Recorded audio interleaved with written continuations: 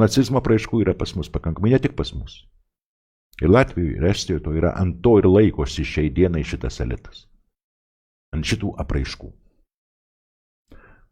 Aš švelniai pasakiau, bet turėkim mintyje, kad šitai yra ta ideologija, tai yra tas garantas, kuris sugriauna iki galo savo valstybės, savo šalis. Augint priešiškumą, rytams žiaurų priešiškumą, pasiryžimą tiesiog juos nudaigot arba pačiam verti, dėl ko patys nežinom.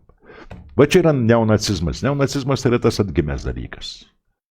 Bet vėl kartoju, mokslas teoriškai bando išaiškinti, kas tai yra iš tikrųjų, bet tai yra neapykanta. Žiauri neapykanta kažkam tai kitam, kitai tautai.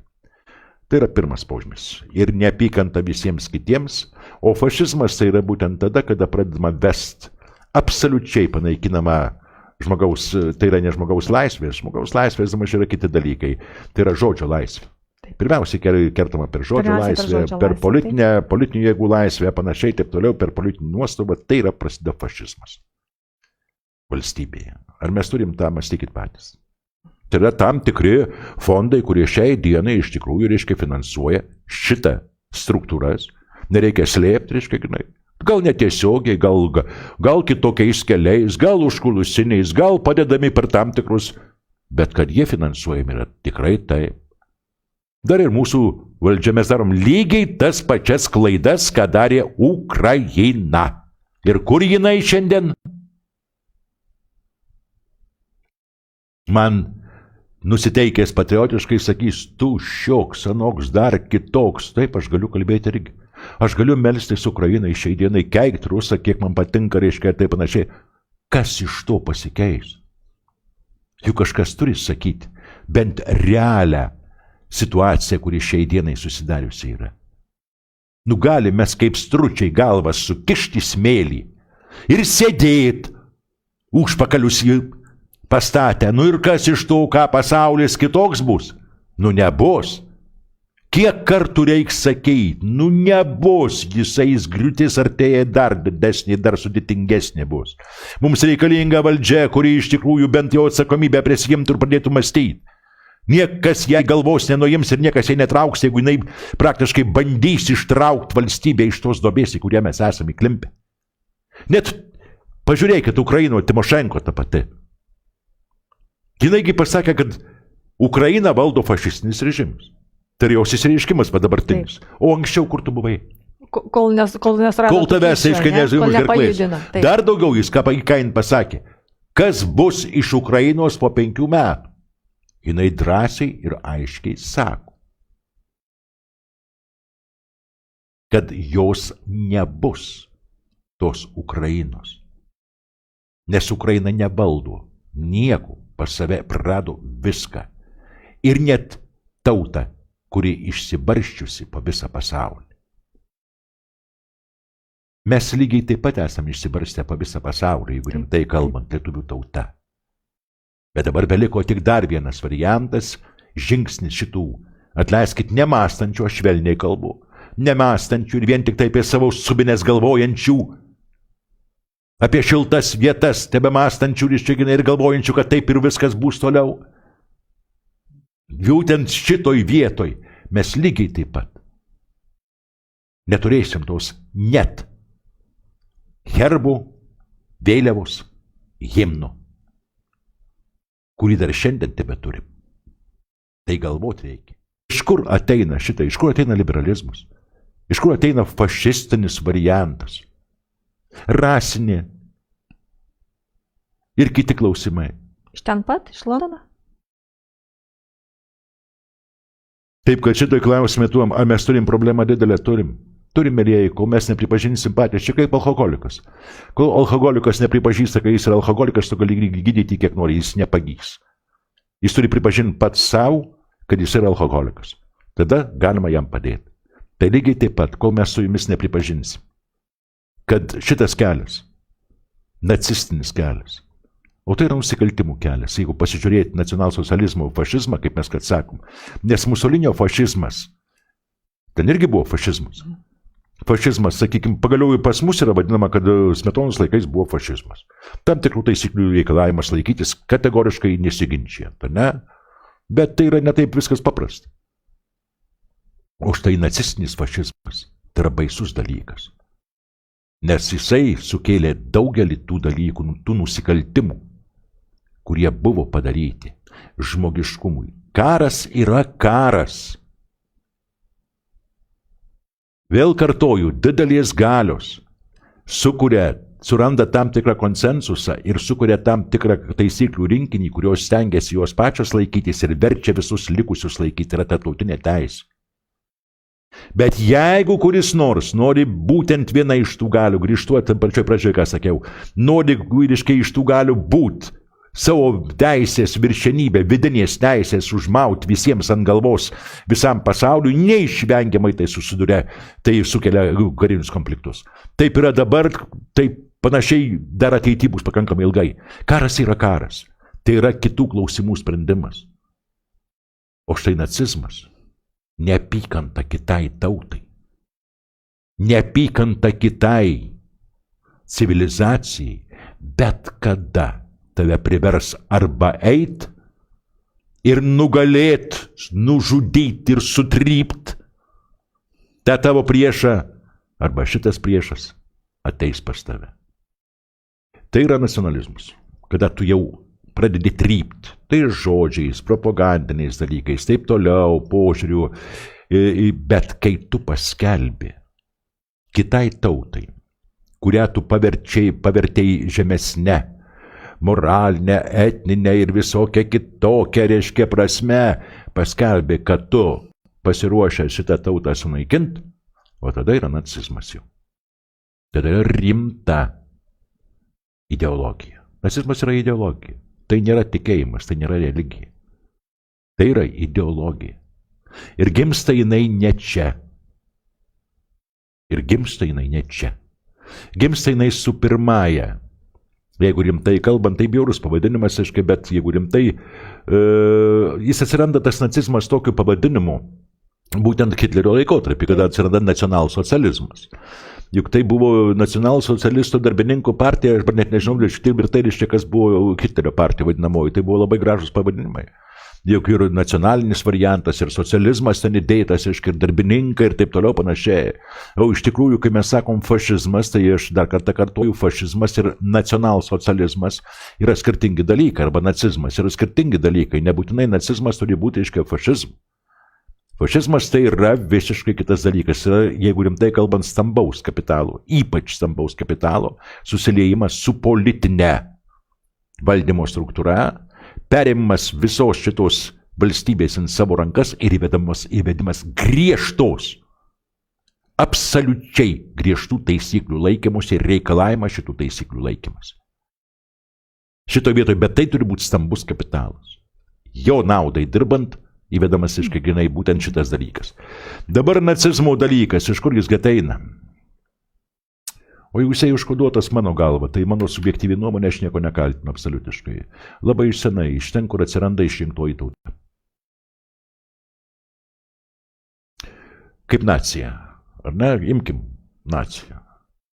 Tai štai atsiranda, kai išrinktoji tauta atsiranda ir kada tai yra tauta šitą užmiršta, kad, na, kaip čia pasakyti, kad viešpats mano galva, viešpats Dievas jai suteikė knygą, jai suteikė teisę ir taip toliau panašiai tam, kad jinai skleistų gėrį ir bandytų, na, pajungt tam Dievo 10 Dievo įsakymų, jinai neštų tuos 10 Dievo įsakymų į pasaulį, o neužsidarytų ir neužslėptų pas save ir neprivatizuotų jo. Tada yra normalu, tai yra išrinktoji tauta, kuri turi nešti tą knygą, kuri dovanota jai ir praktiškai šitą knygą bandyti įtikinti arba įgyvendinti, reiškia, visame globaliame pasaulyje. Tai yra normalu. Tai aš dabar kalbu taip labai primityviai, ne primityvaizmas, bet ten yra sudėtingiau kur kas, aišku, rimtai šnekant. Bet jeigu tu pasiskelbi, kad tu tos knygos neduodi, o tu turi teisę tik tai tu aiškinti ir ne kas nors kitas, ir tu pasiskelbė, kad tu esi išrinkta į tautą, turinti teisę valdyti, o visos kitos tautos, aš vėl kartoju, aš ne antisemitas, Aš jums bandau aiškinti tai, kad tu esi šventam rašte visiškai. Jungtinė karalystė skelbėsi arijais, aiškiai praktiškai, o vokiečiai ką? Irgi. Arijai. Arijai. Na, iš tikrųjų arijai, kur yra, jeigu rimtai žiūrint, tai reikėtų ieškoti ne kur nors kitur, būtent reikėtų ieškoti šiauriai, pakankamai normaliai, ten virš Volgo žemupio pakilusi, aiškiai, gimai. Tengi yra, aiškiai, jeigu rimtai kalbant, jeigu dabartiniais DNR žiūrinti panašiai, taip toliau, bet čia jau tyrimais, čia jau atskira šneka.